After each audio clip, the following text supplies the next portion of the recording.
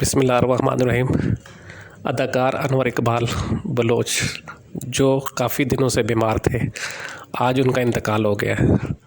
انور اقبال نے 79 میں اداکاری کا آغاز کیا اور لاتعداد ڈراموں میں اداکاری کی۔